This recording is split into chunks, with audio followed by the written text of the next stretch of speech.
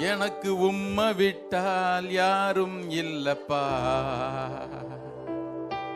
உங்க அன்பை விட்டா எதுவும் இல்லப்பா. எனக்கு உம்மை விட்டால் யாரும் இல்லப்பா, உங்க அன்பை விட்டால் எதுவும் இல்லப்பா.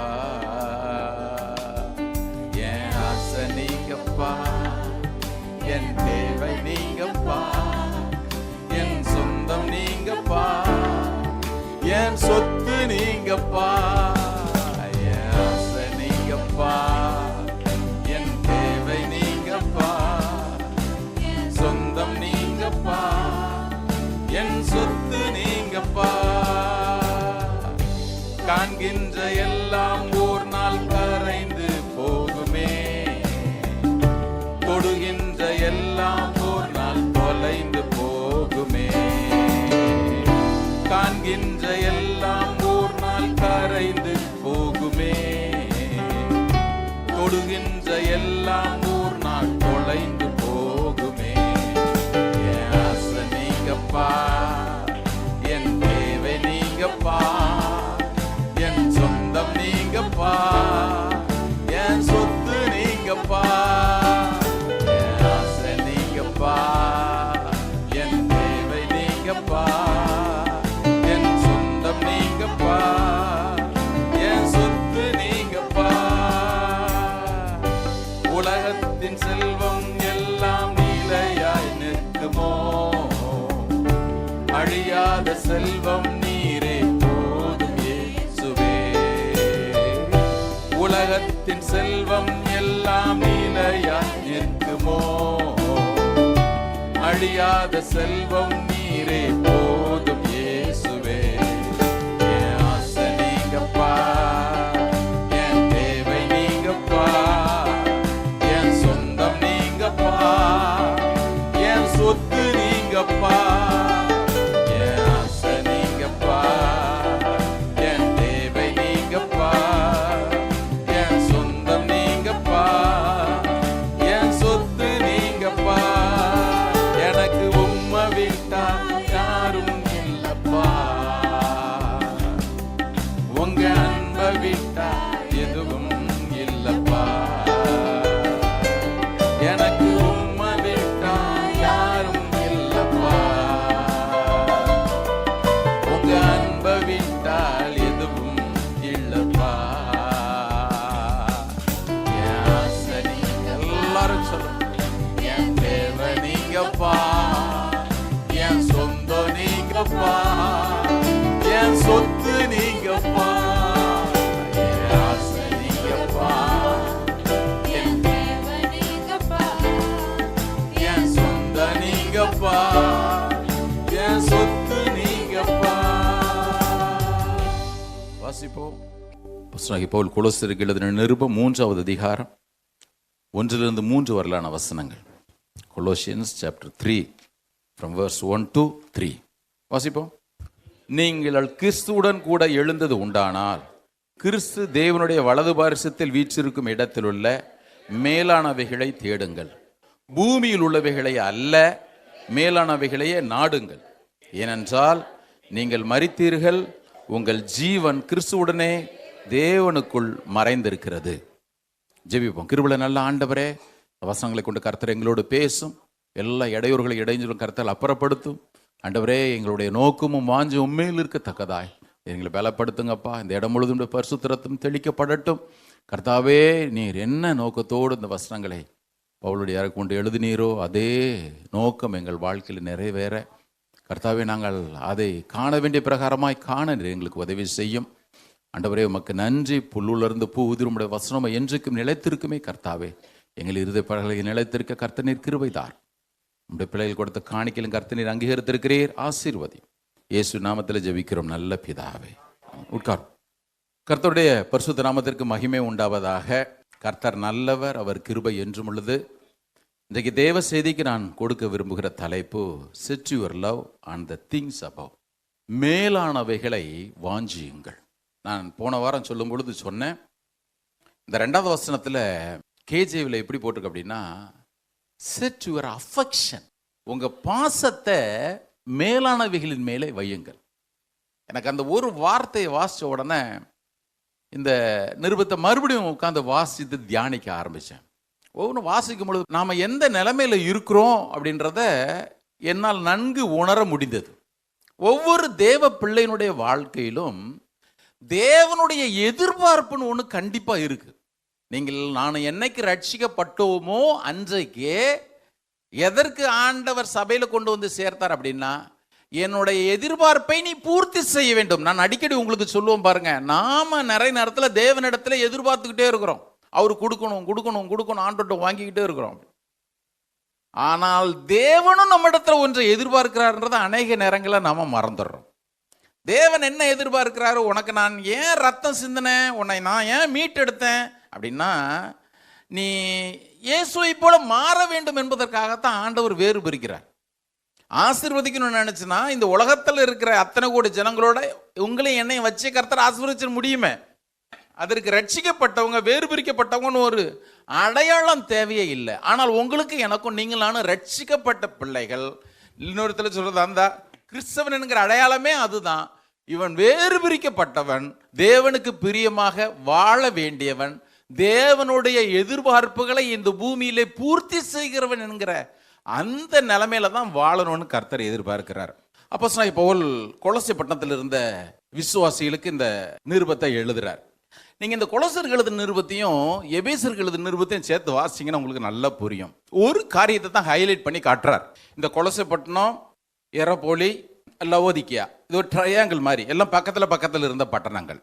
இந்த கொலோசையருக்கு நிருபத்தை எழுதும் பொழுதே பவுல் சொல்லுகிறாரு, இந்த நிருபம் லவோதிக்கேயருக்கு அங்க இருக்கிற சபையிலையும் வாசிக்கும்படி செய்யுங்கள் அப்படின்றார்.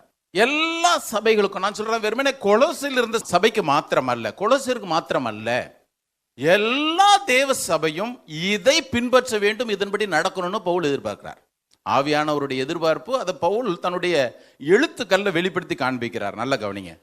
பவுல் ஒரு காரியத்தை சொல்லும் பொழுது, கொலோசை பட்டணத்திலிருந்து விசுவாசிகளுக்கு எழுதும் பொழுது, இவனுடைய பாக்கியம் என்ன, ஒரு விசுவாசியினுடைய பாக்கியம் என்ன என்பதை சொல்லுவது மாத்திரமல்ல, எபேசியருக்கு சொல்லும் பொழுது ஒரு காரியத்தை வலியுறுத்துறார். என்ன அப்படின்னா, தேவன் நீங்கள் மரித்தோராய் இருந்தீர்களே, உங்களை உன்னதங்களிலே அவரோடு கூட உட்கார பண்ணி இருக்கிறார், இவ்வளவு பெரிய பாக்கியத்தை உனக்கு கொடுத்திருக்கிறாரே அப்படின்னு சொல்லிட்டு அவர்களுக்கு உணர்த்துகிறார். இங்க சொல்லும் பொழுது, உனக்கு ஒண்ணு அங்க இருக்குது, கிறிஸ்து தேவனுடைய வலது பார்சத்தில் இருக்கிறார்ல, அங்க ஒரு ஸ்பெஷலா ஒண்ணு இருக்குது, உன்னுடைய அஃபெக்ஷன் நீ அங்க வை. ரெண்டாவது வசனம் போடும் பொழுது கேஜேவில் ரொம்ப நல்லா போட்டிருக்குது. சில டிரான்ஸ்லேஷன்லாம் set your mind on the things அபவ்னு, கேஜேவில் போடும் பொழுது set your affection on the things above. நல்ல கவனிங்க, உன் பாசம் முழுவதும் அங்கதான் இருக்கணும். நான் ரட்சிக்கப்பட்டேன்னு ஒரு கிறிஸ்தவ விசுவாசி சொல்லுவானே, ஆனால் ரட்சிக்கப்பட்ட நாள் முதற்கொண்டு அஃபெக்ஷன் எங்க திரும்பிடணும்? அங்க திரும்பிடணும். எனக்கு என்ன தெரியுமா பெரிய துக்கம், இன்னைக்கு சபை இப்படி எதிர்பார்க்கிற இயேசுவை காட்டாம இந்த இயேசு கிட்ட நீ எதிர்பார்ன்னு சபைக்குள்ள போதிக்குது பாருங்க, அதுதான் பெரிய துக்கம். உண்மையா அன்னைக்கு ஒவ்வொரு முறையும் செய்திகளை பார்க்கும் பொழுது எனக்கு அதுல ஒரு பெரிய வருத்தம் இருந்துகிட்டே இருக்குது. எந்த இயேசுவை இன்னைக்கு சபை காண்பிக்குது தெரியுமா? இந்த இயேசுவை காண்பிக்கணும், நான் இல்லைன்னு சொல்லவே இல்லை. உலகத்துக்கு இந்த இயேசுவை காண்பிக்கணும். உதாரணத்திற்கு யோவான் 8வது அதிகாரத்துல விபச்சாரத்துல கையுமையுமா இப்படிப்பட்ட ஒரு ஸ்திரீ ஆண்டவரத்துல கூட்டு வந்தாங்க. அவர் குனிந்து தரையில எழுதினார். அதுபோல சொன்னார், உங்களிலே பாவம் இல்லாதவன் எவனோ அவன் முதல்ல இவன் மேலே களிரேட்டுன்னு சொன்னார். எல்லாரும் பெரியவர்லேருந்து சிறியவர்களுக்கு எல்லாரும் போயிட்டாங்க. அதுபோல் நானும் ஒன்று ஆக்கிரமிக்கலாக்க தீர்க்கிறது, நீ போ அப்படின்ட்டாரு. இந்த இயேசுவை சபைக்கு காட்டுது. நான் சொல்றேன் தவறு. இந்த இயேசு எங்கே காண்பிக்கப்பட வேண்டியவர் அப்படின்னா, வெளியிருக்கிறாங்க பாருங்க ஒருத்தன், அந்த கூட்டத்திற்கு காண்பிக்கணும். சபைக்கு எந்த இயேசு காண்பிக்கணும் தெரியுமா? சபைக்கு எந்த இயேசு காண்பிக்கணும் தெரியுமா? அப்படி ரெவலேஷனுக்கு வாங்க. வெளிப்படுத்தின விசேஷம் 1வது அதிகாரம். கொஞ்ச நேரத்தில் கடற்கரை எல்லாத்தையும் சொல்லிடுறேன். எடுங்க 1வது அதிகாரம் 4வது வசனம். மேலே விஷ் பண்ணிடுறார், எல்லாரையும் விஷ் பண்ணிடுறார், வாழ்த்திடுறார். 4வது வசனம். யோவான் ஆசியாவில் உள்ள 7 சபைகளுக்கும் எழுதுகிறதாவது, இருக்கிறவரும் இருந்தவரும் வருகிறவருமானவராலும் அவருடைய சிங்காசனத்திற்கு முன்பாக இருக்கிற 7 ஆவிகளாலும் உண்மையுள்ள சாட்சியம் பிறந்தவரும் அதிபதியுமாகிய இயேசு கிறிஸ்துவினால் உங்களுக்கு கிருபை சமாதானம் உண்டாவதாக. நம்மிடத்தில் அன்பு கூர்ந்து தமது இரத்தத்தினாலே நம்முடைய பாவங்களை நம்மை கழுவி தம்முடைய பிதாவாய் தேவனுக்கு முன்பாக நம்மை ராஜாக்களும் ஆசாரியர்களும் ஆக்கின அவருக்கு மகிமை வல்லமை என்றென்றைக்கும் உண்டாயிருப்பதாக. ஆமென். முடிச்சிட்டார். வாழ்த்து சொல்லி முடிச்சிட்டார். முடிச்சுட்டு டக்குன்னு எல்லாருடைய கவனத்தை எங்க தெரியுமா திருப்புறாரு? அடுத்த வசனத்தை வாசிங்க. இதோ எங்க சபைக்கு நல்லா கவனிங்க. ஆசியாவில் இருந்த அந்த 7 சபைகளுக்கும், இன்னொரு இடத்துல சொல்றா, உலகம் முழுவதிலும் இருக்கிற ஒவ்வொரு சபைக்கும், அது எந்த டினாமினேஷனா இருந்துட்டு போட்டும், அவங்களுக்கு எல்லாருக்கும் ஒரு பிரிவிலேஜ் கொடுக்கப்பட்டிருக்கு. ரத்தத்தினாலே கழிவெடுக்கப்பட்ட அந்த சுதந்திரம், அந்த பாக்கியம் கொடுக்கப்பட்டிருக்குது. மொத்த கவனத்தையும் திருப்பிட்டு இதோ மேகங்களுடனே வருகிறார். எல்லா கண்களும் அவரை பார்க்கும். ஆமா, குத்துனவனு பார்த்து புலம்புவான். சொல்லி முடிச்சுட்டு மகிமையை காட்டிட்டு அதன் பிறகு ஒவ்வொரு சபையா கர்த்தர், அது எபேசுவா இருக்கட்டும், சிமிர்னாவா இருக்கட்டும், பெர்குமா இருக்கட்டும், தீத்தரவா இருக்கட்டும், சர்தையா இருக்கட்டும், பிலதெல்பியா இருக்கட்டும், லவோதிக்கா இருக்கட்டும், எல்லா சபைக்கும் ஆண்டவர் சொல்றாரு, இந்த பாரு திருடனை போல வர்றேன், இந்த பாரு உனக்குள்ளது நீ பற்றி கொண்டுரு, இந்த பாரு நான் விழுத்துரு, மாத்திரமல்ல நான் உன் கிரீடத்தை எடுத்துக்கொள்ள படிக்கணும், எச்சரிக்கையாயிரு.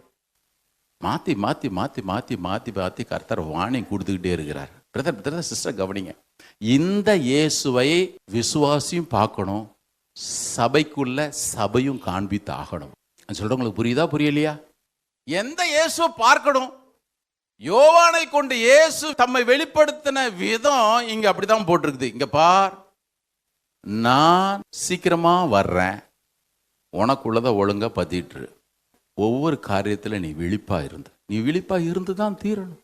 பாருங்களேன், இன்னைக்கு நாம நிறைய பேர் இயேசு வர்றாருன்னு காத்திருக்கிறோம். there is a difference between watching and waiting. நல்லா கவனிங்க. காத்திருப்பதற்கும் விழிப்புடன் இருப்பதற்கும் பெரிய வித்தியாசம் இருக்கு. இயேசு தம்முடைய வருகை குறித்து சொல்லும் பொழுது ஒவ்வொரு இடத்திலும் நீ விழிப்பா இருந்தான்னு சொன்னாரே தவிர காத்திருன்னு சொல்லவே இல்லை. 99.9% நீங்க வேதத்துல வாசிச்சீங்கன்னா, அப்போஸ்தலனாகிய பவுல் நீங்கள் காத்திருக்கிறதையும் அறிவிக்கிறார்களே அப்படின்னு தெசலோனிக்கேயர் இருக்கும்போது 1-2 இடங்கள்ல தான் அந்த காத்திருக்கிற வார்த்தை போட்டிருக்கிறார். ரூட் வேர்டு என்னன்னு எனக்கு தெரியாது. இங்க தான் இருக்கிறவங்க கரகோத்திர அலையில சொல்லுங்க. நல்லா கவனிங்க. வேதத்துல ஆண்டவர் தம்முடைய வருகை குறித்து அவராகவே சொல்லும் பொழுது ஒரு இடத்துல வெயிட்னு சொல்லல, எல்லா இடத்திலும் வாட்ச்னு தான் சொல்லியிருக்கிறார். வித்தியாசத்தை நான் சொல்லிடுறேன். நல்ல ஒரு உதாரணம் சொல்லிடுறேன். பக்கத்து நாட்டில் போய் சண்டை போட்டுட்டு இராணுவ வீரர்கள்லாம் அநேக வருடங்களுக்கு பிறகு வீட்டுக்கு திரும்புகிறாங்க.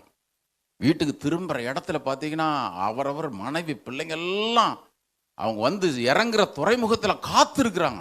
எங்கள் டாடி வர்றாரு அல்லது எங்கள் வீட்டுக்காரர் வர்றாரு, எல்லாம் காத்திருக்கிறாங்க. வந்து அவங்கவுங்க கட்டி பிடிச்சிக்கிறாங்க. இவ்வளோ நாள் காத்திருந்தோமே. ஒரு மனுஷன் மாத்திரம் தனியாக இருக்கிறான். அவனை வரவேற்க யாருமே வரல. இன்னும் கொஞ்சம் மனசு கஷ்டம். நேராக வீட்டுக்கு போகிறான். மனைவி இருக்கிறா. வந்துட்டீங்களா, வாங்க, நீங்கள் வருவீங்கன்னு தான் காத்துக்கிட்டே இருந்தேன். நல்லா கவனிங்க. நீங்கள் வருவீங்கன்னு நான் என்ன பண்ணேன்? இன்னைக்கு நம்மளாம் அப்படி தான் இருக்கிறோம். வரும்பொழுது வாரம், அது வரைக்கும் நானும் வாழ்ந்துக்கிறேன், நான் செய்கிறதெல்லாம் செஞ்சுக்கிறேன், நான் மாறவும் போகிறதில்ல, மறுரூபமாகவும் போகிறதில்ல. ட்ரெயினுக்கு சென்ட்ரல் ஸ்டேஷனில் நீங்கள் பார்த்தீங்கன்னா எல்லாரும் காத்திருப்பாங்க. கரெக்டு தானே? போர்ட்டர் காத்திருப்பார். எதுக்கு? வந்த நாளுக்கு ராக்கி கிடைக்கும். ஸ்டேஷன் மாஸ்டர் நம்ம ஊரில் தான் ட்ரெயின் கரெக்ட் நேரத்துக்கு வந்து சேருமே. தானே? வேடிக்கை ஒரு கதை சொல்லுவாங்க பாருங்க. ஒரு நாள் 2 பேர் உட்காந்தாங்களாம் ஸ்டேஷனில். உட்காந்து பார்த்தா கரெக்டு டயத்துக்கு ஒரு செகண்ட் மாறாமல் உள்ள ஒரு ட்ரெயின் வந்துச்சு. இவருக்கு ஆச்சரியம், ஏன்னா நம்ம ஊரில் கரெக்டாக அந்த டயத்துக்கு வருது. அவர் சொன்னார், இது நேற்று வர வேண்டிய ட்ரெயின் இன்னைக்கு உள்ள வந்துருக்குது. நல்லா கவனிங்க, ட்ரெயின் வருது. இப்போ தனக்கு வரப்போகிற மணமகன் அல்லது தன்னுடைய கணவன் வெளிநாட்டுக்கு போயிட்டு 15 வருஷத்துக்கு பிறகு வர்றான்னா ஒரு மனைவி பிளாட்ஃபார்மில் காத்திருப்பா, தெரியும்ல. போர்ட்டர் காத்திருக்கிறதற்கும் இந்த பெண்ணு காத்திருக்கிறதுக்கும் வித்தியாசம் உண்டு இல்ல. they are all waiting, she is watching. அந்த எதிர்பார்ப்பு. இயேசு வருவாருங்க. நீங்க எதிர்பார்க்கிறீங்களோ எதிர்பார்க்கலையோ கண்டிப்பா அவர் வருவார். இந்த உலகம் விரும்புதோ இல்லையோ, நீர் வாருன்னு சொன்னாலும் சரி, வர வேண்டாம்னு சொன்னாலும் சரி, கண்டிப்பா இயேசு வரதான் போறார் சீக்கிரத்தில். ஆனால் எவரெல்லாம் விழிப்போடு இருக்கிறார்களோ, 10 கன்னியர் காத்திருந்தாங்க, 5 பேர் விழிப்பா இருந்தாங்க பாருங்க. அவர்களை மாத்திரம்தான் அவர் தம்மோடு கூட அழைத்து கொண்டு போக முடியும். பிரதர் சிஸ்டர், பவுல் கொலோசியருக்கு எழுதும்போது அதைத்தான் சொல்றாரு. Set your affection on the things above. நீ மேலே வை உன்னுடைய அஃபெக்ஷனை. அந்த அஃபெக்ஷன் அங்கே இருந்திருந்தா கண்டிப்பாக நீ அவருடைய வருகைக்கென்று ஆவலோடு விழித்திருக்கு தான் செய்வ. அவருடைய வருகையில் நீ கைவிடப்படவே முடியாது. கரங்களுக்கு சத்தம் சொல்லுவோமா? பிரதர், சபையில் நான் விசுவாசியாக தான் பிரதர் இருக்கிறேன். நான் உங்களுக்கு சில வித்தியாசங்களை காட்டுறேன் பாருங்க. இங்கே அப்போஸ்தலனாகிய பவுல் சொல்லும் பொழுது அப்படி கொலோசியருக்கு வந்துருங்க. இன்னைக்கு சபைக்கு இருக்கிற பிரச்சனை என்ன தெரியுமா? பொய்யான திருப்தி. போகிறோம், சர்ச்சுக்கு போகிறோம், ஏன் ஞானசனம் கொடுத்துட்டாங்க. இப்படி எந்த சர்ச்சுக்கு நான் ஒரு 4 வாரம் போனால் கூட முதல்ல கேள்வி என்ன கேள்வி கேட்பாங்க சொல்லுங்க பார்ப்பாங்க, ஞானசனம் எடுத்துட்டீங்களா? ஆமாம், எடுக்கல பிரதர். ஆமாம், சீக்கிரம் ஞானசனம் எடுத்துங்க, உள்ளதுக்கு போட்டுறது. ஆமாம், நம்மளும் திருந்துறதில்லை, வர்றவனையும் திருந்து விடுறதில்லை. இன்னொரு கூட்டம் உண்டு. என்ன, சர்ச்சில் பொண்ணையா கட்டணும், அது சர்ச்சில் பையனையா கட்டணும், நீ ஞானசனம் எடுத்துட்டியா? அடுத்த வாரம் ஞானசனம் எடுத்துக்க, என்ன கெட்டு போச்சு? ஒரு விசுவாசியோட வாழ்க்கை எப்படி தொடங்குது நல்லா கவனிங்க. 3வது அதிகாரத்துக்கு வாங்க. கொலோசியர் 3வது அதிகாரம். அது என்னமோ தெரியல, அதிகாரத்தை பிரிக்கும் பொழுது யாரையும் ஐயோ பரிசுத்தவான்களுக்காக கர்த்தருக்கு ஸ்தோத்திரம், நான் யாரையும் குறலாம் சொல்ல, ஆனால் நான் வேதத்தை வாசிக்கும் பொழுது நினைப்பேன், இவங்க இப்படி பிரிச்சிருந்துருக்கலாமே அப்படின்னு சொல்லிட்டு. இந்த அதிகாரத்தை பிரிச்சதுனாலவோ என்னவோ தெரியல, சில நேரத்தில் முக்கிய காரியங்கள் நம்மளை புரிந்து கொள்ள முடியாமல் போகுது. அப்படி எல்லாரும் வாங்க, கொலோசியருக்கு 2 காரியத்தை சொல்றாரு. 3வது அதிகாரம் 1வது வசனத்தை பாருங்க. நீங்கள் கிறிஸ்துவுடனே கூட, எனக்கு தெரிஞ்ச 3வது அதிகாரத்தை எங்கே கூட திரும்ப போட்டிருக்கணும், 2வது அதிகாரம் 20வது வசனத்தில் போட்டிருந்துருக்குன்னு நினைக்கிறேன். 2வது அதிகாரம் 20ல் தொடங்கியிருந்தால் கரெக்டாக இருந்திருக்குன்னு நினைக்கிறேன். அங்கே எப்படி திரும்ப போட்டிருக்கு? நீங்கள் கிறிஸ்துவுடனே கூட மரித்தது உண்டானால். செத்ததானே உயிரோட எழுந்திருக்க முடியும். இப்போ என்ன தெரியுமா பிரச்சனை? சாகவே இல்லை. பாருங்க, நான் சொல்கிறேன், உங்களுக்கு புரியுதா புரியலையா? ரட்சிக்கப்பட்டேன்னு சொல்லிட்டு ஆவிக்குரிய சபைக்குள்ள வர நிறைய பேருக்கு முதலே அடக்காரதனை நடத்தியிருந்தனா ஈஸ்டரையும் ஒழுங்காக கொண்டாடி இருக்கலாம். ஆனால் இன்னும் அடக்காராதனை நடத்தாதனால உயிர் தெழுந்தது உண்டானால்ன்ற ஒரு நிலைமைக்கு நிறைய பேர் வரவே முடியல. பாருங்க, பவுல் எங்கே தெரியுமா தொடங்குற? 2:20 தொடங்குறாரு. நல்லா கவனிங்க. இது முதிர்ச்சி அடைகிற அனுபவத்தை நோக்கி போறது ஒரே நாளில் வராது, ஆனால் வந்தாகணும். ஏங்க 20 வருஷம் கழிச்சா கூட வந்தாகணும். ஆனால் வர்றதற்கு அறிகுறியே இல்லாமல் இருக்குமே ஆனால் தேவன் அதில் ஒரு நாளும் பிரியப்படுகிறவரே அல்ல. உதாரணத்திற்கு கிறிஸ்தவ வாழ்க்கைன்றது என்னது? அப்படியே ஸ்டாக்னண்ட் வாட்டரில் தேங்கி கிடக்கிற தண்ணி இல்லை, அது ஜீவ நதியாய் அப்படி பாயக்கூடிய ஒரு அனுபவம். ஆமென். இயேசு சொன்னார், என்னை விசுவாசிக்கனோட இருதயத்திலிருந்து ஜீவத்தண்ணீர்ல நதி ஓடுனாரு. அது ஒரு நாளும் சாக்கடை மாதிரி தேங்கி கிடைக்காது, அது ஒவ்வொரு நாளும் வளர்ந்து பெருகும். அதுதான் அவரும் சொல்றார். 2வது அதிகாரம் கொலோசியர் 2வது அதிகாரம் 6-7 வசனங்களை நீங்க வாசிச்சீங்கன்னா, ஆகையால் நீங்கள் கர்த்தராகிய கிறிஸ்து இயேசுவை ஏற்றுக்கொண்டபடியே அவருக்குள் வேர் கொண்டவர்களாகவும் அவர் மேல் கட்டப்பட்டவர்களாகவும் அவருக்குள் நடந்து கொண்டு நீங்கள் போதிக்கப்பட்டபடியே விசுவாசத்தில் உறுதிப்பட்டு ஸ்தோத்திரத்தோடு அதில் பெருகுவீர்களாக. 2 நடக்கணும். கீழே டீப்லி ரூட்டட், கீழே உள்ளேயும் போயிட்டு இருக்கணும், மேலையும் வளரணும். சில நேரத்தில் மேலே வளர்ற மாதிரி தெரியும், ஒரு காத்துக்கு அப்படியே ஆடி போயிடும். அவர் சொல்றாரு, நீ வேறு ஊனி உள்ளேயும் ஆழமா இறங்கணும், மேலையும் கட்டப்பட்டு பெருகணும். உண்மைதானே? இதுக்கு எங்க ஃபவுண்டேஷன் அப்படின்னு கேட்டீங்கன்னா, நீ முதலாவது மரித்தது உண்டானால். இன்னொருத்துல கேள்னா ஒரு கொஸ்டின் மார்க் மாதிரி போடுறாரு அப்போஸ்தலனாகிய பவுல். நீங்கள் மரித்தது உண்டானால், நீ மரித்திருக்கிறியா? அங்க நீ உயிர்த்தது உண்டானால், நீ உயிர்த்திருக்கிறியா? ஆனா சில டிரான்ஸ்லேஷன் எப்படி திரும்ப போட்டிருக்கு, நீங்கள் மரித்திருக்கிறபடினாலே இப்படிதான் நடக்கணும். இங்க 3வது அதிகாரம் 1வது வசனத்துல நீங்கள் உயிரோடு எழுந்திருக்கிறபடினாலும் நீங்க இப்படிதான் நடந்துக்கணும். எது எப்படி இருந்தாலும் ஒரே கருத்தை தான் அவர் வலியுறுத்துறார். நல்லா கவனிங்க. முதலாவது என்ன? நான் மரிக்க வேண்டும். கிறிஸ்துவோடு இருக்கிற மரணம். இன்னைக்கு ஏன் தெரியுமா? நம்முடைய எண்ணங்கள், நம்முடைய அஃபெக்ஷன், நம்முடைய லவ், அதெல்லாம் கொண்டு தேவன் மேல வைக்க முடியல, மேலானவைகள் மேல வைக்க முடியல. தொடக்கம் இங்க சரியா இல்லாததுனால தான், சாக வேண்டிய விதத்திலே சாகாமல் இருக்கிறபடினால தான். இப்படி வாங்க, ரோமர் 6வது அதிகாரம். அப்போஸ்தலனாகிய பவுல் நல்லா தெளிவா சொல்றாங்க. ரோமன்ஸ் சாப்டர் 6 நல்லா கவனிங்க. 6வது அதிகாரம். ஆகையால் என்ன சொல்லுவோம்? கிருபை பெருகும்படிக்கு பாவத்திலே நிலைநிற்கலாம் என்று சொல்லுவோமோ? கூடாதே. ஏன்னா முன்னால பவுல் எழுதிட்டார், எங்கெங்கெல்லாம் பாவம் பெருகுது அங்கெல்லாம் கிருபை பெருகுதையா அப்படின்ட்டு. சில பேர் பாருங்க, பாவத்தில் இருந்ததான் பிரதர் கிருபையை பெருகுன்னு போதிக்கிறவங்களாம் உண்டு. பாவம் சரியா கிருபை பெருகும், அர்த்தம் அது இல்லை. நீ சோதம் குமாரால இருக்கிற, நீ பாதகம் செய்யாம இருக்கிற, கர்த்தர் உனக்கு கிருபை பெருக செய்யற, அப்படிதான் நினைச்சிட்டு போயிட்டே இருக்கணும். உண்மைதானே? ஆமா. இப்ப அவரே சொல்றாரு, ஆகையால் என்ன சொல்லுவோம்? கிருபை பெருகும்படிக்கு பாவத்தில் நிலைநிற்கலாம் என்று சொல்லுவோமோ கூடாதே. இப்ப அவரு சொல்றத கவனிங்க வேர்ட. பாவத்துக்கு மரித்த நாம் இனி அதிலே எப்படி பிழைப்போம்னா, செத்துட்டேங்க உலகத்துக்கு. கிறிஸ்தியசுக்குள்ளாக ஞானஸ்நானம் பெற்ற நாம் அனைவரும் அவருடைய மரணத்துக்கு உள்ளாக ஞானஸ்நானம் பெற்றதை அறியாமல் இருக்கிறீர்களா? ஞானஸ்நானம் எடுக்காதவங்க கவனிச்சிங்க. இந்த சாவு நடந்தா தான் உயிர்த்தெழுதலே நடக்கும். வேதம் சொல்லுகிறது, இந்த மரணத்திலே அவரோடு இணைக்கப்பட்டிருந்தால்தான் உயிர்த்தெழுதல் அவரோடு கூட நாம இணைக்கப்பட்டிருக்க முடியும். ஞானஸ்நானம் எடுக்கலன்னா உங்களுக்கு ஞானஸ்நானம் எடுத்துக்கங்க. அதில் எதுனா டவுட் இருந்தால் என்கிட்ட வந்து பேசுங்க. நான் உங்களுக்கு நோ ஆர்குமெண்ட். எங்களுக்கோ தேவனுடைய சபைகளுக்கோ வாக்குவாதம் பண்ணி பழக்கம் இல்லைன்னு பவுல போல நானும் கையை கழிவுறேன். ஒன்று எது அவசியமாக வேதத்திலிருந்து நம்ம கற்றுக்கொள்ள வேண்டியது ரொம்ப ரொம்ப முக்கியம். ஆமாம், அதை கவனிச்சுங்க, மறந்துடாதீங்க. இப்போ அவர் சொல்கிறாரு, என்னைக்கு நான் ஞானஸ்நானம் பெற்றேனோ அன்றைக்கு நான் இன்னொருத்தல பஸ்டின் செத்தான். அதான் அர்த்தம். 2 சகோதரிங்க இருந்தாங்க, நல்லா இஷ்டம் போல வாழ்ந்தவங்க, எல்லா பார்ட்டி தான், பப்பு தான், எல்லாம். ஆண்டவர் அவர்களை ரட்சித்தார். இப்ப மறுபடியும் இன்விடேஷன் வருது, வா இன்னைக்கு சாயங்காலம் பெரிய பார்ட்டி இருக்கு. இவங்க சொல்றாங்க, recently we have tied. Message திரும்பி அனுப்பிட்டாங்க, நாங்கள் சமீபத்தில் நாங்கள் 2 பேரும் செத்து போயிட்டோம். என்னடா இது ஆச்சரியமா இருக்குது, செத்து போனவன் திருப்பி ரிப்ளை அனுப்புறான், நான் செத்து போயிட்டேன்.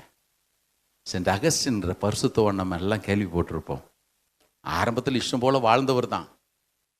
ஆனால் இயேசு ரட்சகராக ஏற்றுக்கொண்டார், வாழ்க்கை மாறிடுச்சு. இப்போ ஒரு பொண்ணு பார்த்து கேட்டா, அகஸ்டின் ஹாய். அவர் சொன்னார், ஐயோ அகஸ்டின் செத்துட்டான் ஓட ஆரம்பிச்சார். பிரதர், வேதம் சொல்லுகிறது, நாம் என்றைக்கு இயேசுவை ரட்சகராக ஏற்றுக்கொண்டோமோ, என்றைக்கு நாம் ஞான ஸ்நானம் பெற்றுக்கொண்டோமோ, அன்றைக்கு நாம் மரித்தோம். நான் செத்துட்டேன்றவங்களாம் கரம் கொடுத்துட்டு அலையில சொல்லுங்க. அதுல டவுட்டு, நான் மரித்தேன். அதே கொலோசியர் எழுதின நிருபத்தில் கூட பவுல் எழுதுறாரு பாருங்க, எடுங்க பாப்போம். 3வது அதிகாரம் 3வது வசனம். ஏனென்றால் நீங்கள் மரித்தீர்கள். போதும், நீ செத்துட்ட. இப்படி எழுதுனா எப்படி இருக்கும் யோசிச்சு பாருங்க. நீ செத்துட்ட. நல்லா கவனிங்களேன். இந்த மரித்தல் என்கிற ஒரு அனுபவத்தை தேவன் விரும்புகிறார். எவ்வளவு அவசியம். நான் போன வாரம் ஒரு காரியத்தை இதை குறித்து யோசிக்கும் பொழுது, பைபிளில் ஜெப ஆலயம், தேவாலயம், இந்த ரெண்டுக்குள்ள வித்தியாசத்தை கொஞ்சம் யோசிச்சுக்கிட்டே இருந்தேன். நல்லா கவனிங்க, முக்கியமாக ஒன்று கவனிக்கணும். Synagogue and the temple. ஜெப ஆலயம், தேவாலயம். இந்த யூதர்கள் எங்கெங்க ஒரு கம்யூனிட்டியா இருக்கிறாங்க, அங்கெல்லாம் ஒரு ஜெப ஆலயத்தை, சினகாக உண்டு பண்ணிடுவாங்க. நல்லா கவனிங்க. இந்த சினகாக் உதாரணத்திற்கு கப்பர்நகூம்ல இயேசு அவர் ஹெட் குவார்ட்டர்ஸ் ஊழியத்தினுடைய அங்கே ஒரு ஜெபாலயம். நாங்கள் கூட போயிருக்கும் பொழுது அந்த ரூயின்டு பிளேஸஸ், சிதிலம் அடைஞ்ச இடங்களை பார்த்தோம். அங்கே பேதுனுடைய மாமியார் வீடு அங்கேன்னு சொன்னாங்க. இதுதான் ஜெபாலயம். நாங்களாம் இயேசு நாங்கள் உள்ளே போய் நிற்க முடியும். எனக்குலாம் அவ்வளோ சந்தோஷம். ஐயோ, எங்கள் ஆண்டவர் கால் இதில் பட்டிருக்குமா. ஒவ்வொரு ஸ்கொயர் இன்ச்சா போய் அப்படியே போயிட்டு வந்தேன். எனக்கு அவ்வளோ சந்தோஷமாக இருந்துச்சு. அவங்க போன இடத்துலலாம் இந்த சினகாக் ஜெப ஆலயம்னு ஒன்று கட்டிடுவாங்க. லூக்கா 7வது அதிகாரத்தில் கூட பார்த்தீங்கன்னா, அது யாருனாலும் செஞ்சு கொடுக்கலாம். அந்த 100க்கு அதிபதி விஷயத்தில் சொல்லும்போது சீஷர்கள் சொல்கிறாங்க, இந்த உதவி செய்றதுக்கு அவன் பாத்திரவனாக இருக்கிறான், நம்முடைய ஜனங்களுக்காக ஒரு ஜெப ஆலயத்தையும் கட்டினான் அப்படின்றான். யாருனாலும் கட்டி கொடுக்கலாம், அது யாருனாலும் கட்டிக்கலாம். இந்த ஜெப ஆலயத்திலே, சினகாக்கில் எல்லாம் நடக்கும். என்ன நடக்கும்?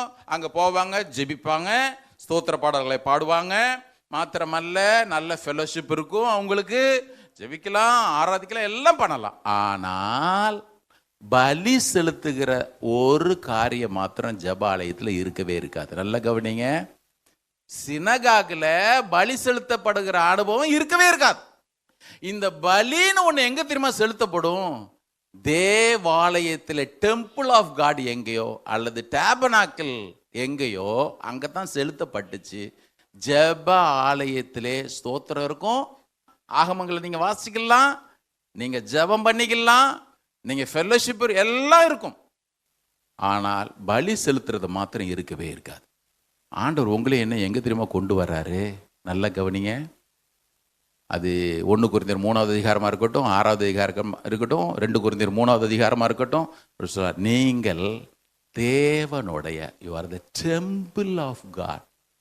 உன் வாழ்க்கையில் உன்னை நீ பலி செலுத்துகிற அனுபவத்துக்குள்ளே தான் கர்த்தர் கொண்டு வந்தாரே தவிர, பிரதர் நான் டெய்லி ஜெபிக்கிறேன் பிரதர் நான் டெய்லி வேதம் வாசிக்கிறேன் பிரதர், நான் நல்ல பரிசுத்தவங்களோட ஃபெல்லோஷிப்பில் இருக்கிறேன் பிரதர், இதெல்லாம் சினகாகு, இதெல்லாம் ஜெப ஆலயம்.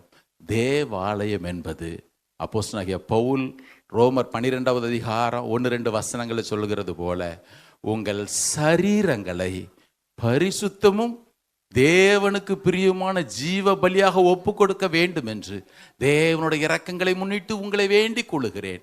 இதுவே நீங்கள் செய்யத்தக்க புத்தியுள்ள ஆராதனை. பிரதர், இதை செலுத்தாம, இது சாகாம, நீங்கள் தேவனுடைய ஆலயமாக இருக்கிறீர்கள் என்றும் தேவனுடைய ஆவியானவர் உங்களுக்குள் வாசமாக இருக்கிறார் என்றும் அறியீர்களான்னு சொல்லிட்டு நாம பேசிக்கிட்டே இருந்தோம்னு வச்சுக்கோங்களேன், ஒரு நாளும் அது அர்த்தம் உள்ளதாக மாறவே மாறாது.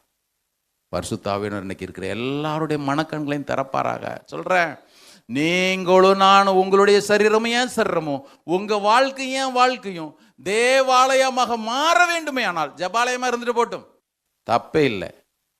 ஆனால் பலின்னு ஒன்று செலுத்தப்படுகிற வரையில் நம்ம எல்லாருக்குமே தெரியும்ல, ஆராதனை என்ற வார்த்தைக்கு முதல்ல எங்க தெரியுமா பயன்படுத்தப்பட்டிருக்குது? தொழுது கொள்ளுதல் அப்படின்ற வார்த்தை, வர்ஷிப். ஆதியாகமம் 22வது அதிகாரத்தில் தான் வருது. அதற்கு முன்பதாக ஜனங்கள் கர்த்தரை நோக்கி தொழுது கொண்டார்கள் வர்றது, they called upon the name of the Lord. கர்த்தரை நோக்கி கூப்பிட்டார்கள் தான் இருக்கு, கர்த்தருடைய நாமத்தை நோக்கி கூப்பிட்டார்கள். 22வது அதிகாரத்தில் தான் நாங்கள் கர்த்தரை தொழுது கொண்டு, வர்ஷிப்ன்ற வேர்டு போட்டிருக்கு. எங்க தெரியுமா பிரதர் தொடங்குது? எங்கே சுயம் சாகடிக்கப்படவில்லையோ அங்கே ஆராதனை ஒன்று இருக்கவே இருக்காது. இன்னைக்கு நமக்கு எல்லாருக்குமே ஆராதனைன்னா எங்கே பார்த்தாலும் 24 மணி நேரம் ஆராதனை. போனால் நல்ல 4 பாட்டை பாடலாம், அங்கே நல்லா ஆராதிக்கும். அதுக்கும் பின்னால் சொல்லிடுறா உங்களுக்கு, அவர் நல்ல ஆராதனை வீரர், இவர் நல்ல ஆராதனை வீரர். அப்படிலாம் ஒன்றும் இல்லவே இல்லை. மறுபடியும் நான் உங்களுக்கு சொல்கிறேன், ஏசாயா 14 தானே சாத்தானை குறித்து சொல்லும் பொழுது, அவன் அன்னைக்கு வர்ஷிப் லீடர், அவன் தான் வர்ஷிப் லீடருங்களுக்கெல்லாம் லீடர் அவர். திடீர்னு அவருக்கு ஒரு ஆசை வந்துச்சு, எல்லாரோட அட்ராக்ஷன் என் மேலே வரணும்னு. இந்த அட்ராக்ஷன் மேலே இருக்கிறது ரொம்ப டேஞ்சர், தெரியும்ல? ஆமாம், அட்ராக்ஷன். ஆராதனை நாயகனா யார் தெரியுமில்ல இருக்கணும்? பாடுறோம்ல, ஏசு இருக்கணும். அவரை தவிர்த்து வேற எங்கன்னா ஃப்ளாஷ் லைட் அடிச்சினாலும் ரொம்ப ரிஸ்க்கு. ஆமாம், ரொம்ப ரிஸ்க்கு. இந்த ஆராதனை என்பது எங்கே தெரியுமா பிரதர் தொடங்கணும்? சுயம் சாகிறதுல தொடங்கி ஆகணும். பாருங்க, இதில் தொடங்கலைன்னா நீங்களும் நானும் எவ்வளவு இனிமையாய் பாடினாலும் சரி, எத்தனை நேர்த்தியாய் இசைக்கருவிகளை வாசித்தாலும் சரி, தேவன் அதை பார்க்கும் பொழுதெல்லாம், அன்னைக்கு நோவா செலுத்தின பலியை கர்த்தர் சுகந்த வாசனையாக முகர்ந்தார்னு இருக்கு. இன்னைக்கு நாம் ஏறெடுக்கிற ஜபங்களும் நாம் ஏறெடுக்கிற துதிகளும் ஆராதனைகளும், எத்தனை பேருடைய ஆராதனையும் துதிகளையும் கர்த்தர் சுகந்த வாசனை முகர்வாரோ அல்லது மூக்கப்பத்திட்டு ஓடுவாரோ எனக்கு தெரியல. ஆனால் பவுல் தெளிவாக சொல்றாரு, புத்தியுள்ள ஆராதனை ஒன்றை கண்டிப்பாக நீங்களும் நானும் ஏறெடுத்து தான் ஆகணும். ஆமென். அதனால தான் பவுல் எங்கிருந்து திரும்ப தொடங்குறாரு? நீங்கள் மரித்தது உண்டானால், நீ செத்தது உண்டானால். பின்னால எதெல்லாம் சொல்றாரு அது பிந்தி. சாகிற அனுபவம் வேணும். எனக்கு என்னமோ தெரியல, சபையில விசுவாசிங்க சில பேர் ஸ்டேட்டஸ் எல்லாம் பார்த்தீங்கன்னா சினிமா ஷார்ட்ஸ், என்ன அசிங்கமா இருக்கு. சினிமாக்காரனையும் சினிமாக்காரியும் ஸ்டேட்டஸ்ல வச்சுட்டு, என்ன இது என்ன அப்ப தெரிஞ்சுக்க, இன்னும் சாவலை. முதல்ல என்ன தானே சாவலை. வீட்டில் உட்காந்து யாருன்னா சினிமா பார்த்தீங்கன்னா, நான் சொல்கிறேன், தயவு செய்து வீட்டில் டிவியை போட்டுட்டு ஃபேமிலியாக உட்காந்து நாங்கள் பார்க்க, நீங்கள் பார்க்கனா பார்த்துக்கங்க. ஆனால் நான் சொல்கிறத நான் சொல்லிட்டேன். நீங்கள் ரட்சிக்கப்பட்டு இருப்பீர்களே ஆனால், அல்லது நான் ரட்சிக்கப்பட்டவள் நாம் சொல்லுவோமே ஆனால், கண்டிப்பாக வாலி பிள்ளைங்க நல்லா கவனி, ஆவிக்குரிய ஒரு பிள்ளைன்னு ஒன்று சொல்லிக்கொள்வேன். ஆனால் கண்டிப்பாக வித்தியாசம் தெரிஞ்சு தான் ஆகணும். நான் சினிமா பார்த்துட்டு கம்யூனியன் எடுக்க வந்தேன்னா, நான் கம்யூனியன் கொடுத்துருவேன், தட்டை நீட்டிடுவேன், நீங்கள் எடுத்துப்பீங்க. நான் யாருக்கும் கம்யூனியன் கொடுக்க மாட்டேன்னு சொல்கிறதுக்கு எனக்கு எந்த ரைட்டும் கிடையவே கிடையாது. நியாயந்து இருக்கிற ஒரு கர்த்தர், நான் பாட்டுக்கு அப்படியே கையில் அப்படியே நீட்டிட்டு போயிட்டே இருப்பேன். நீங்கள் எடுத்துங்க. ஆனால் ஒரு காரியத்தில் மாத்திரம் உங்களுக்கு தெளிவு வேண்டும். நான் அவர்களுடைய மரித்தேனே ஆனால், இவைகளெல்லாம் பாருங்களேன், எனக்கு இது தகுதியே இல்லைங்க, விட்டுட்டு போயிட்டே இருப்பாங்க. அந்த அனுபவம் இல்லை. ஆனால் பரிசுத்த ஆவியானவர் நம்ம எல்லாருக்குமே உதவி செய்யட்டும். நான் மரித்தது உண்டே ஆனால். ஆமென். சொல்லுங்க, நான் கிறிஸ்துவுடனே கூட. எல்லாரும் சொல்லுங்க, நான் கிறிஸ்துவுடனே கூட சிலுவையில் அறையப்பட்டேன், ஆனாலும் நான் அல்ல, கிறிஸ்துவே என்னிலே பிழைத்திருக்கிறார். இன்னைக்கு எத்தனை பேர் தைரியமாக சொல்ல முடியும் சொல்லுங்க பார்ப்போம். இன்னைக்கு எத்தனை பேர் தைரியமாக சொல்ல முடியும் சொல்லுங்க, கிறிஸ்து தாங்க என்னில் பிழைச்சிருக்கிறார், கிறிஸ்து என்னில் பிழைச்சிருக்கிறார், கிறிஸ்து என்னில் பிழைச்சிருக்கிறாருன்னு சொன்னால் கண்டிப்பாக சொல்கிறேன், உங்களே என்னைய அறியாமலே ஒரு ஆசை வரும். ஆண்டவரே உமக்கு பிரியமானதை செய்ய எனக்கு போதியம் ஐயா. ஆமென். இது ரொம்ப நல்ல நல்ல வாழ்க்கை தெரியுமா? பவுல் சொல்றாருல்ல, set your affection on the things above. மேலே உன்னுடைய அஃபெக்ஷன் இருக்கட்டும். மேலே நிறைய பேர் பாருங்க, வாழ்க்கையில் ஏதாவது ஒன்று. சில பேர் சொல்லுவாங்க, எனக்கு சென்னையில் ஒரு வீடு வாங்கி ஆகணும். ராத்திரியும் பகலும் அவங்க கண்ணுக்கு முன்னால் அது இருந்துக்கிட்டே இருக்கும். ராத்திரியும் பகலும் கண்ணுக்கு முன்னால் இந்த ஆசை மாத்திரம் தீரவே தீராது. எதை செஞ்சாலும் ஒரு வீடு வாங்கணும். ஏன்னா சில பேர் நான் பேசியிருக்கிறேன், அக்கா சொல்கிறேன், அவங்களுக்கு வீடு வாங்குறது தான். சில பேருக்கு இந்த கார் வாங்கியே ஆகணும், அதை செஞ்சே ஆகணும். சில பேருக்கு இந்த பொண்ணை கட்டியே ஆகணும், அந்த பையனை கட்டி ஆகணும். கட்டுற வரைக்கும் தான் அந்த வாஞ்சை இருக்கும். இதில் ஆமாம், வாலி பிள்ளைங்க கவனி, வாழ்க்கை என்னங்க கோல், அவ்வளோதான், அவனை தான் போ போ. ஆண்டவரும் விட்டுட்டே இருப்பார், ஆண்டவர் விட்டுட்டே இருப்பார். நீ என்ன போராடுனே என் சமூகத்தில் வந்து சொன்ன, ஆண்டவரே அவன் இல்லைன்னா செத்துருவேன் ஆண்டவரே. ஆண்டவர் சொல்வார், வாயின் வார்த்தையின்படியே உனக்கு ஆக கடவுது. லவ் பண்ணும்பொழுது அவன் இல்லைன்னா செத்துருவேன், கல்யாணம் கட்டின பிறகு அவளால் சாவுறேன், அவனால சாவுறேன். Set your affection on the things above. உங்கள் அஃபெக்ஷன் ஃபுல்லாக அங்கே இருக்கட்டும் பிரதர். அங்கே இருந்துச்சுன்னு வச்சுங்க. சில பேர் சிரிக்கிறாங்க, சில பேர் வாழ்க்கையின் அனுபவமாக இருக்குது, என்ன பண்ண முடியும், நான் ஒன்றும் பண்ண முடியாது. நான் சொல்கிறேங்க, நேசிக்கிறதுக்கு லவ் பண்ணுறதுக்கு இயேசு தவிர ஒருத்தான ஆள் இந்த உலகத்தில் யாரும் கிடையவே கிடையாது தெரியுமா? கண்டிப்பாக கிடையாதுங்க. நான் சொல்லுவேன், கண்டிப்பாக கிடையவே கிடையாது. அன்பு அப்படின்ற ஒரு வார்த்தைக்கு ஒருத்தர் யாருப்பா தெரியுமா? அம்மாவும் சொல்லுவாங்க. ஆனால் அவரே சொல்லிட்டார், உன் தாயை ஒன்று மறந்த கூட நான் மறக்க மாட்டேன்னு சொல்லிட்டு. நல்ல இயேசு நமக்கு இருக்கிறார். ஆமென். சாகணும் அப்படின்னு சொல்றேன், இயேசுவை நான் நேசிக்கிறேன் அப்படின்னு சொன்னா ஒரே இடம் தான். Set your affection on the Lord Jesus. என் அஃபெக்ஷன் முள்ளனை பாடல, என் ஆசை நீங்களும் தான்பா அப்படின்னு கிடையாது, என் ஆசை நீங்க தான்பா. சில பேருக்கு இயேசுவும் ஃபர்ஸ்ட் பிளேஸ் இயேசுவுக்கு அப்படின்னு என்ன அர்த்தம்? 2-3 நீ பிளேஸ் இருக்குன்னு அர்த்தம். ஒரு சேரை போட்டு, ஆண்டவரே கொஞ்சம் அப்படி ஒதுக்கியும், வா நீ உட்கார். அடுத்தது வந்துச்சு, கொஞ்சம் ஒதுக்கியும் உட்கார். கடைசியில் ஆண்டவர் உட்காந்து இருதய சிங்காசனத்தில் நீர் இருக்கிறீன்னு போய் டபக்குன்னு ஒரு கீழே இறங்கிட்டு.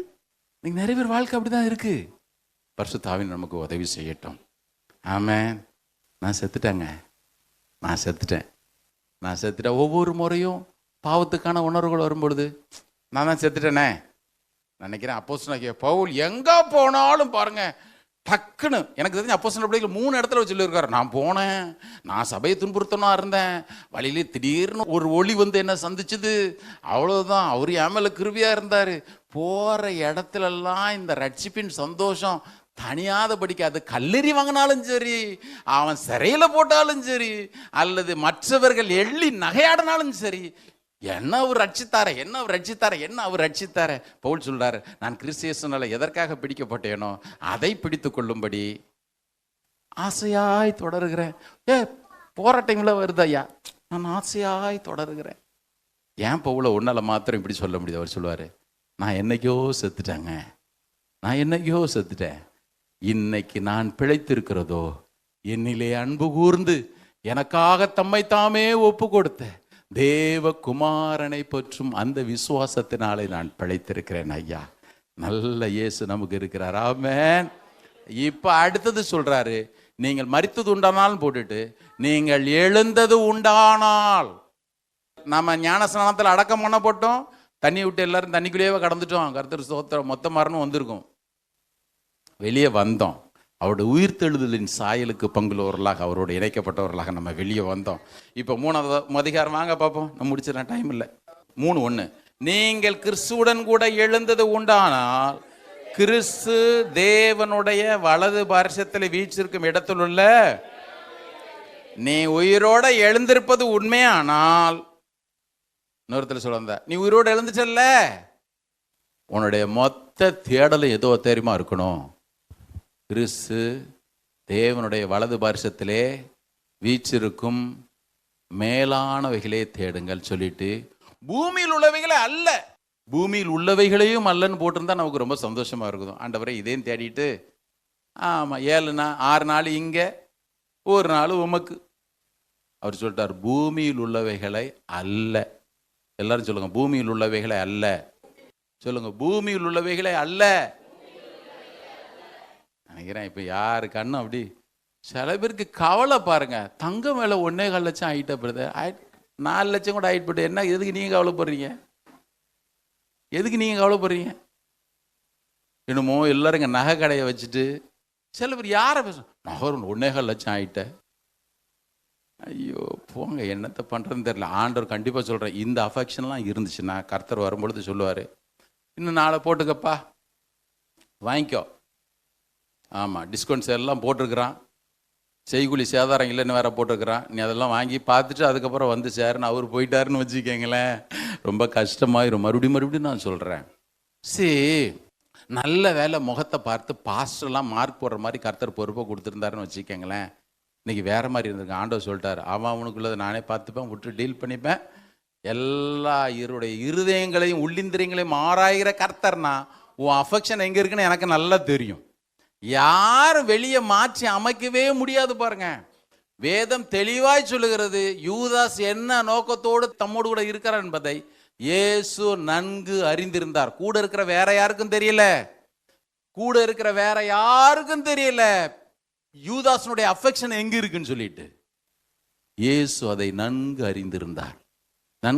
பாருங்களேன், என்னுடைய அஃபெக்ஷன் இயேசு மேல இருக்குன்னா வேற எதை குறித்தும் நான் அதை ஒரு பொருட்டாக நினைக்காதவனா இருப்பேன்.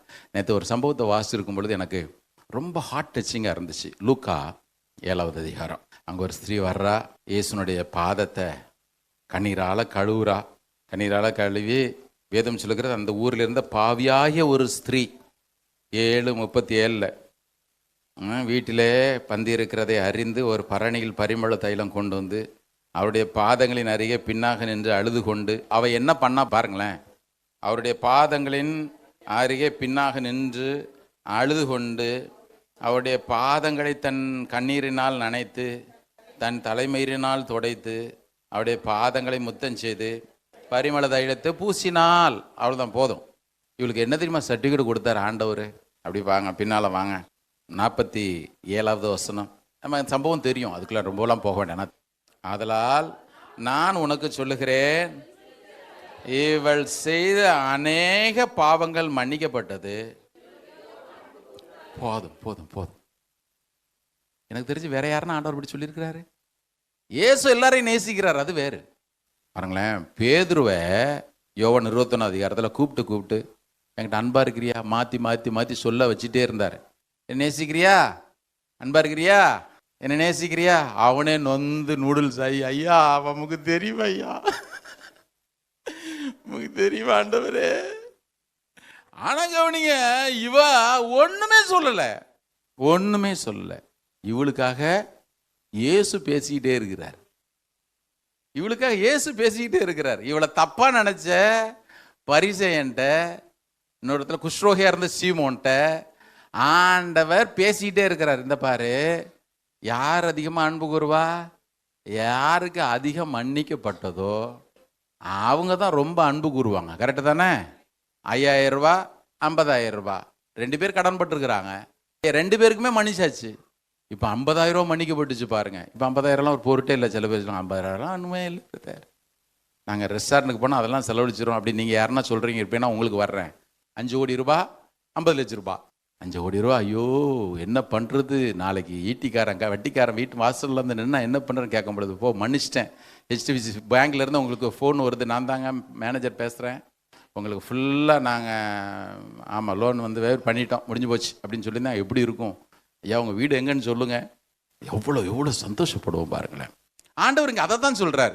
சொல்லிட்டு இங்கே பாரு, இவள் மிகவும் அன்பு கூர்ந்தாலே.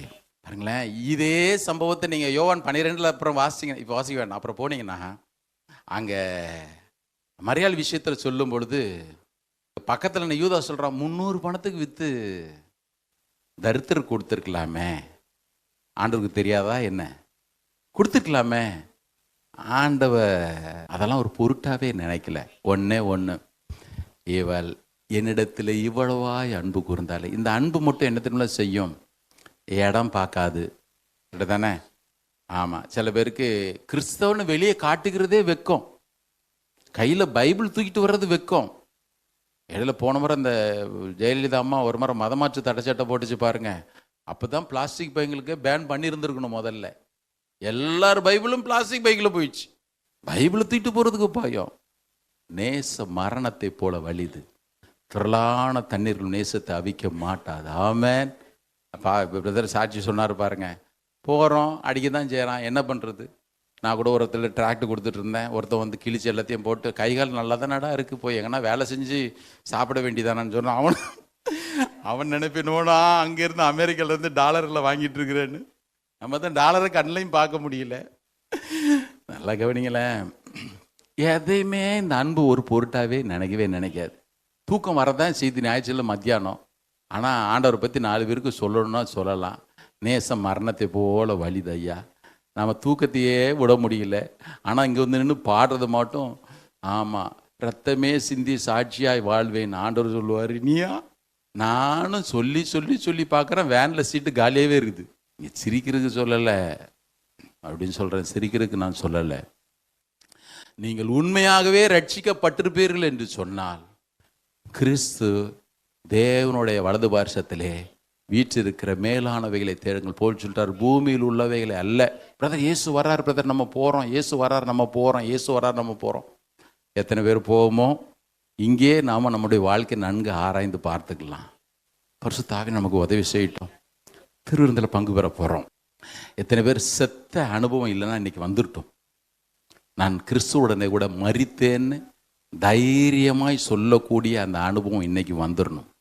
அப்படி இருந்தால் மாத்திரம்தான் அவரோடு கூட உயிர்த்தெழுந்தேன்னு சொல்லக்கூடிய அனுபவம் வரும். அவரோடு உயிர்த்தெழுந்தேன்னு சொன்ன அனுபவம் இருந்தால் மாத்திரம்தான் மறுபடியும் சொல்கிறேன், அவர் மேலே வச்சிருக்கிற அஃபெக்ஷன் உண்மையுள்ள அஃபெக்ஷனாக மாற முடியும். அவருக்காக வாழ்கிற வாழ்க்கை உண்மையுள்ள வாழ்க்கையாக மாறும். உண்மை தானே?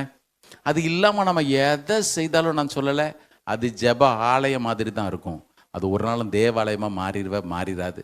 உதாரணத்திற்கு ஆண்டவர் எபேசு சபைக்கு சொல்லும் பொழுது நம்ம எல்லாருக்கும் அதெல்லாம் பக்கத்தில் இருந்த சபை தான். எபேசு சபையாக இருக்கட்டும், லவோதிகேயா சபையாக இருக்கட்டும், கொலோசி சபையாக இருக்கட்டும். அது மாத்திரம் இந்த லவோதிகேயா சபையெல்லாம் ஆண்டவர் நம்ம ஒரு நாள் பார்த்தோம். திரும்ப அதை ஒரு நாளைக்கு நம்ம கவனிப்போம். கவனிங்க, எபேசு சபைக்கு சொல்லும் பொழுது எல்லாம் நல்லா இருக்கு. நல்லா கவனிங்க பிரதர், எல்லாம் நல்லா இருக்கு. ஆனால் ஒன்று மாத்திரம்தான் குறை. நீ ஆதியில் வச்சிருந்த அன்பை மாத்திரம் விட்டுட்ட, அஃபெக்ஷனை விட்டுட்ட. அவ்வளோதான். அஃபெக்ஷன் விட்டுட்டு நான் சொல்கிறேன், நீங்கள் பைபிள் வாசிக்க முடியும் தெரியுமா? ஏசு மேல் அஃபெக்ஷன் இல்லாமல் பைபிள் வாசிக்க முடியும் தெரியும்ல?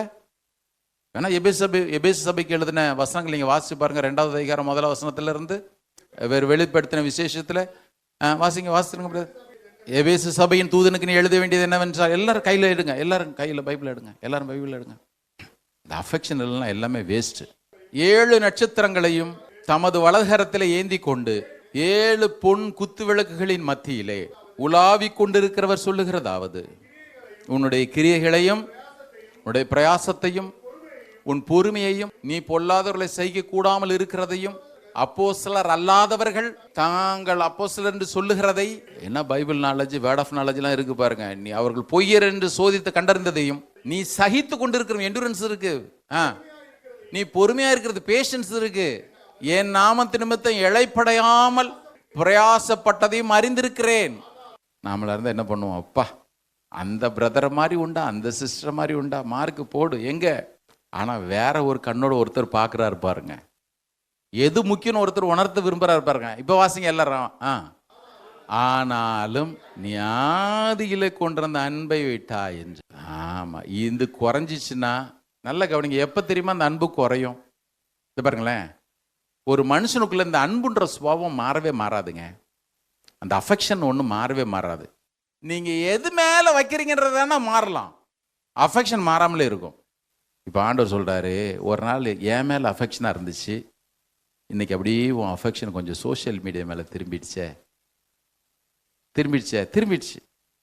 என் மேல அஃபெக்ஷனா தான் இருந்த, இன்னைக்கு உன் அஃபெக்ஷன் அப்படி உன் பிசினஸ் மேல போயிடுச்சே. என் மேல அஃபெக்ஷனா தான் இருந்த, இப்போ உன் ஊழியத்தின் மேல போயிட்டு, அது ரொம்ப டேஞ்சர். என் மேல அஃபெக்ஷனா இருந்த, உன் வேலை மேல திரும்பிடுச்சே. இது ஒன்று மாத்திரம்தான் குறையா இருக்குது. இதெல்லாம் ஒரு பெரிய குறையா பிரதர்? நீங்களாம் சொல்லலாம், அஃபெக்ஷன் ஆண்டவர் மேல இருக்கிற அஃபெக்ஷன் குறையிறது என்ன பெரிய குறையா? வேதம் சொல்லுகிறது, விசுவாசமே ஆனாலும் அன்பினால கிரியை செய்கிற விசுவாசம் தான் உதவுமே தவிர உதவே உதவாத. அவர் முதல்ல சுத்தி சுத்தி வந்து ஒன்றுதான் நிற்பாரு. உன் தேவனாய கர்த்தரிடத்தில் உன்னுடைய முழு இருதயத்தோடும் ஆத்மாவோடும் பலத்தோடும் அன்பு கூர்வாயாக. இப்போ வாசிங்க அதை, அந்த வசனத்தையே நான் தொடர்ந்து எபேசு சபைக்கு தான் சொல்லுங்க. நீ ஆதியிலே கொண்டிருந்த அன்பை விட்டாய் என்று உன் பேரில் குறை உண்டு, ஆகையால் நீ என்ன நிலைமையிலிருந்து விழுந்தாய் என்பதை நினைத்து மனம் திரும்பி ஆதியிலே செய்த கிரியைகளை, என்ன கிரியைகள்? அதான் கிரியை செஞ்சுட்டே இருக்கிறானே, அப்படித்தானே சொல்றாரு. கிரியெல்லாம் செஞ்சுட்டு தானே இருக்கிறேன். அப்புறம் நான் ஆதியில் செஞ்சிருந்த கிரியை, ஆண்டவர் ஜெபம் தான் இருக்கிறேன், ஆண்டவர் வேதம் வாசி தான் இருக்கேன். ஆதியில் செஞ்ச கிரியை செய்ய என்ன ஆண்டவர்? ஊழியத்துக்கு போயிட்டு தானே ஆண்டவர் இருக்கிறேன், கொடுக்க வேண்டியது கொடுத்துட்டு தானே இருக்கிறேன். கர்த்தர் சொல்லு, ஆதியில் செஞ்ச கிரியை செய்ய என்ன ஆண்டவர் விஷயம்? கர்த்தர் சொல்லுவார், அந்த அஃபெக்ஷன் மட்டும் குறைஞ்சிடுச்சே. இன்னும் தானே? ஆமாம். நீங்கள் பாருங்க, மனைவி மாதிரி இருக்கிறீங்க, கணவன் மாதிரி இருக்கிறீங்க, ரெண்டையும் சேர்த்துக்கிறேன். கல்யாணம் ஆன புதுசில் வீட்டுக்காரருக்கு அது பிடிக்கும் இது பிடிக்கும், அல்லது வீட்டுக்காரிக்கு அது பிடிக்கும் இது பிடிக்கும். நாட்கள் போக போக போக ஐயா வாங்கி கொடுக்கலாம், அது நம்மளை ஒரு வழி பண்ணிவிடுங்க. அட போய் சில பேர் சொல்லுவாங்க, கட்டின பாவத்துக்கு ஏதோ அடித்து கொட்டுறோம் போ. பாருங்களேன், அங்கே இருந்துச்சு. இன்னைக்கு என்ன தெரியுமா? செஞ்சுட்டு தான் இருப்பாங்க. ஏங்க வீட்டில் செஞ்சுக்கிட்டே தான் இருப்பாங்க, ஆனால் அங்கே அன்புன்ற ஒன்று மட்டும் மிஸ் ஆகும். வீட்டுக்காரர் சாப்பிட்டு போயிடலாம், வீட்டுக்காரி வாங்கி உடுத்திட்டு போயிடலாம். இயேசு ஒரு நாளும் அதை ஒத்துக்கொள்கிறதே இல்லை. பாருங்க, ஒத்துக்கவே மாட்டாருங்க. அவருக்காக நாம் செய்கிறதா இருக்கட்டும், அவருக்காக கொடுக்கிறதா இருக்கட்டும், அவர் மேல் அன்பு இல்லாமல் ஒரே நேரத்தில் முழங்கால் படிக்கிட்டு நீங்கள் மொத்த வேதகமத்தை வாசித்து முடித்தாலும் சரி, அவர் மேல் அன்பு இல்லாமல் நான் இருக்கிற கடைக்கோடி தீவுக்கு ஓடி சென்றாலும் சரி, அவர் மேல் அன்பு இராமல் எனக்கு இருக்கிறதெல்லாம் நான் வாரி கொடுத்தாலும் சரி, அவர் சொல்லுவார். வாசிங்க இப்போ அந்த வசனத்தை. ஆகையால் நீ என்ன நிலைமையிலிருந்து விழுந்தாய் என்பதை நினைத்து மனம் திரும்பு. இவ யாருக்குங்க மனம் திரும்புதல் வேணும்? பாவிக்கு மனம் திரும்புதல் சொல்லலாம்ல. தெருவில் போய் நின்று மனம் திரும்புங்கள், பரலோகராஜ்யம் சமீபத்தில் இருக்கிறது. சபைக்கு நடுவில் ஒருத்தர் வந்து நின்று மனம் திரும்புங்கள் அப்படின்னா எப்படி இருக்கும்? ஆண்டவர் சொல்றார், சபைக்கு சொல்றார். நல்ல ஃபங்க்ஷன் ஆகிட்டு இருக்கிற ஒரு சர்ச்சுக்கு சொல்றாருங்க. ஏங்க நல்லா ஓடிட்டு இருக்கிற ஒரு சர்ச்சை பார்த்து சொல்றாரு மனம் திரும்பு. ஏன் அவர் அந்த வார்த்தையை சொல்லணும்? ஏன் அந்த வார்த்தையை மனம் திரும்பு? கவனிங்க, ஒரு பாவி மனம் திரும்பாமல் நரகத்திற்கு போவது எவ்வளவு நிச்சயமோ, சபை இயேசுவின் மேல் இருக்கிற அந்த அஃபெக்ஷனுக்கு நேராக திரும்பாமல் தன்னுடைய பாக்கியத்தையும் அழைப்பையும் இழந்து போவது அவ்வளவு நிச்சயம். இப்ப வாசிங்க இந்த வசனத்தை. நீ ஆதியிலே செய்த கிரியைகளை செய்வாக. என்ன கிரியை தெரியுமா? தான் ஆரம்பத்தில் உங்கள்ட்ட சொல்லிட்டேன்ல, அந்த ஓவர்ஃப்ளோயிங் லவ் ஆண்டவர் மேல அப்படி. வாசிங்க. இல்லாவிட்டால் நான் சீக்கிரமாய் வந்து, நீ மனம் திரும்பாத பட்சத்தில் என்ன மனம் திரும்ப? பாவத்தில் இருந்தாலும் சொல்லவே இல்லை. உனக்குலாம் என் மேல இருக்கிற அஃபெக்ஷன் வரல, உன் அஃபெக்ஷன் முழுவதும் அந்த திங்ஸ் சபை மேல வரல அப்படின்னா நீக்கி விடுவேன். போதும் நல்ல கவனிங்க. ஆண்டவர் சொல்லிட்டாரு. நாமெல்லாம் என்ன தெரியல நினைப்போம், வர்றார் பிரதர் ஆண்டவர், ஒரு கை பார்த்துருவார். ஆண்டவர் சொல்ல, முதல்ல ஒரு கை பார்க்க போறோம். கரெக்டு தானே? வேதம் சொல்கிற நியாய தீர்ப்பு தேவனுடைய வீட்டில் தூங்கும் காலமாக இருக்கிறது. எங்கே தொடங்குது? நீதியுள்ள நியாயாதிபதி வர்றார். ஆண்டவர் சொல்றார், முதல்ல வார்த்தையின் வாசஸ்தலம் சபையில் தான் வந்து நிற்பார். ரொம்ப பேசுகிற பஸ்டின் ஓன்ட்ட இருந்து நான் தொடங்குறேன்.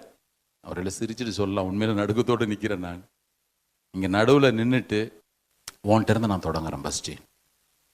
ஒவ்வொரு சேராக கர்த்தர் போயிட்டு தனித்தனியாக ஒவ்வொருத்தருக்கும் ஒவ்வொரு வார்த்தை சொல்லும் பொழுது நான் சொல்கிறேன், நம்மள யார் அவருக்கு முன்னால் நிற்க முடியும் சொல்லுங்க பாப்பா? யார் அவருக்கு முன்னால் நிற்க? ஆண்டவரே, நான் இதெல்லாம் செஞ்ச ஆண்டவரே, ராத்திரிலாம் தூங்காமல் கிடந்தேன். ஆண்டவர் சொல்லுவார், ஞாதில் கொண்டு வந்த அன்பை விட்டுச்சே பஸ்ட்டு, ஞாதில் கொண்டு வந்த அன்பை விட்டுட்டியே. நான் ஓடி ஊழியம் செஞ்சேன் ஆண்டவரே, ஞாதில் கொண்டு வந்த அன்பை விட்டுட்டியே. நான் நிறைய பிரயாசப்பட்ட ஆண்டவரே, ஞாதில் கொண்டு வந்த அன்பை விட்டுட்டியே பஸ்ட்டு.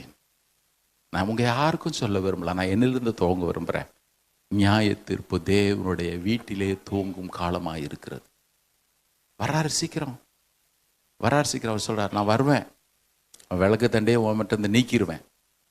அவங்களுக்கு ஏற்கனவே சொன்ன, எத்தனை பேருக்கு ஞாபகம் இருக்குன்னு தெரியல. விளக்கு தண்டுன்னா லேம்ப் ஸ்டாண்ட்னா லேம்ப் எரியணுங்க. அங்க லேம்ப் எரியலனா கூட அதுக்கு பேர் விளக்கு தண்டு தான். அதுக்கு பேர் விளக்கு தண்டு தான், லேம்ப் ஸ்டாண்ட் தானே. ஏங்க, பல்பு எரிஞ்சாலும் எரியலாம், அதுக்கு பேர் என்ன பேரு? பல்பு. இன்னைக்கு நிறைய பேர் அந்த பேரை தான் வச்சுட்டு இருக்கிறோம், கிறிஸ்தவன்ற பேரை. பவுல் எழுதும்போது பிலிப்பியருக்கு எழுதும்போது எழுதுறாரு, ஜீவ வசனத்தை பிடித்து கொண்டு சுடர்களை போல பிரகாசிக்கிற நீங்கள் எழுதுறார். இந்த பிரகாசம் என்னைக்கு போச்சோ பேர் கிறிஸ்தவன் தான் இருக்கும். கருத்து சொல்றார், விளக்கு தண்டு தான். நான் ஒன்று பண்ணுவேன், அந்த அடையாளத்தை கூட எடுத்து போட்டுருவேன். போ, அடையாளத்தை கூட எடுத்து போட்டுருவேன்.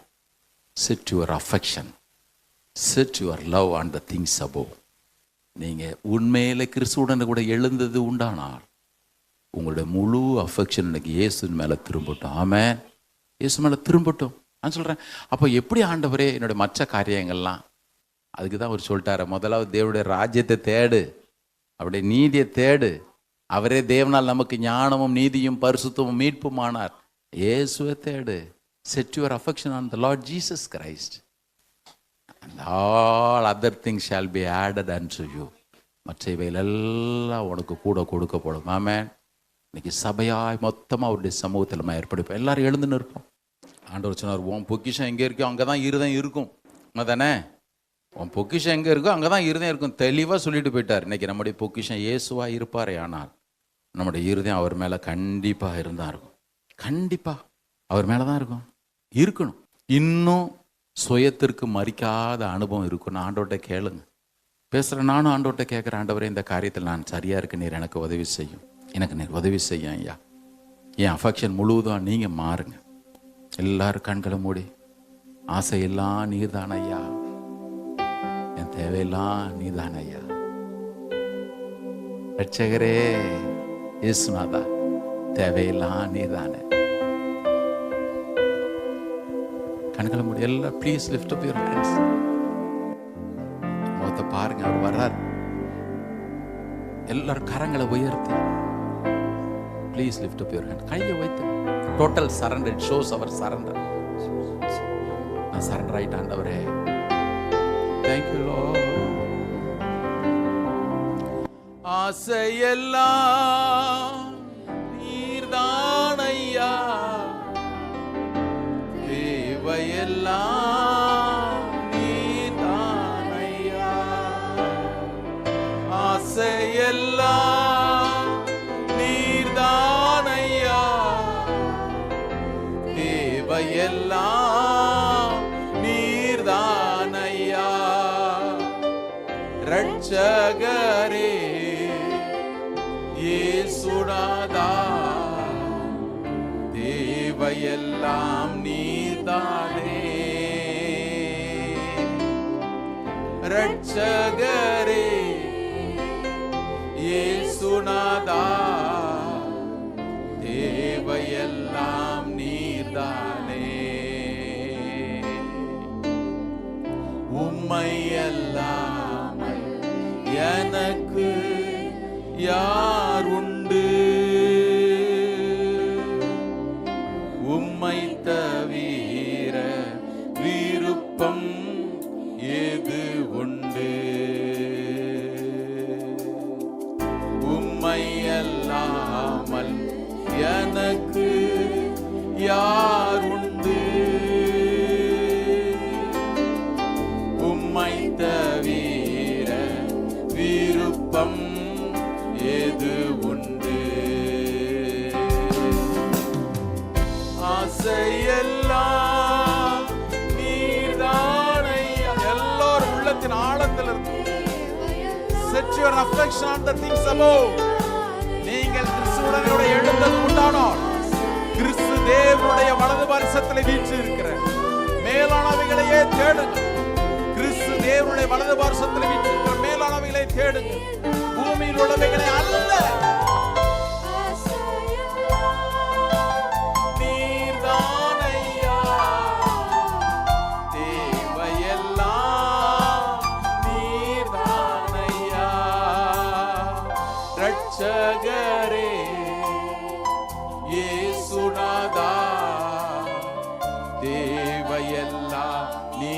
நீதானே